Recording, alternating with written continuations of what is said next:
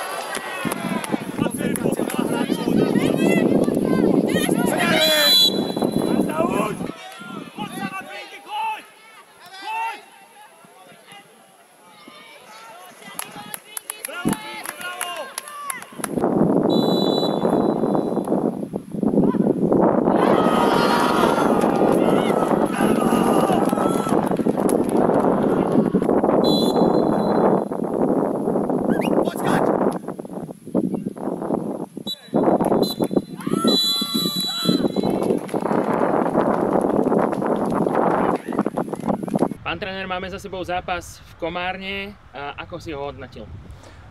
Tak pre nás to bol ťažký zápas, musím povedať. Prvý polčas sme mali, respektíve boli sme dominantní, ale opäť sme sa nejako nevedeli presadiť. Nevytvorili sme si, poviem to tak, úplne 100% šance, ale mali sme také pološance, z ktorých by sme mali vychádzať aj do tej koncovky lepšie, ale respektíve kvalitnejšie. Druhý polčas už z našej strany bol taký nervózny, taký hore-dole, stále veľa nepresných príhrávok. Taký súbojový bol viac ten druhý polčas, čo sme videli, aj žlté karty, aj fauly, takže, ale myslím si, že zaslúžené 3 body.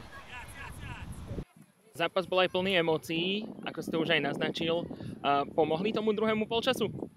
Asi áno, ale na 1-0 tam potrebujeme viac kľudu, viac roztiahnuť to ihrisko, do tej kvality, do tých príhrávok, jednoducho tá lopta je rýchlejšia.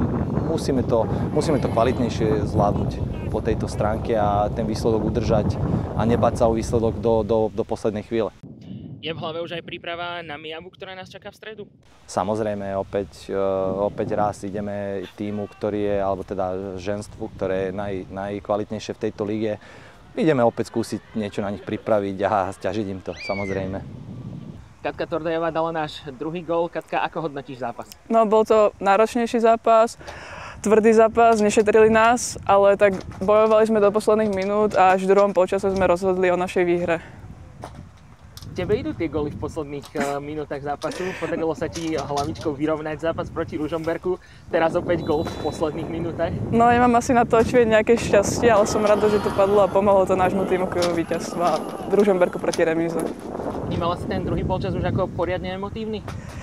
No, z môjho pohľadu áno, bolo to vyhrotené miestami, veľa faulov zbytočných a možno sme sa aj trochu emóciami nechali ovplyvniť pri niektorých situáciách.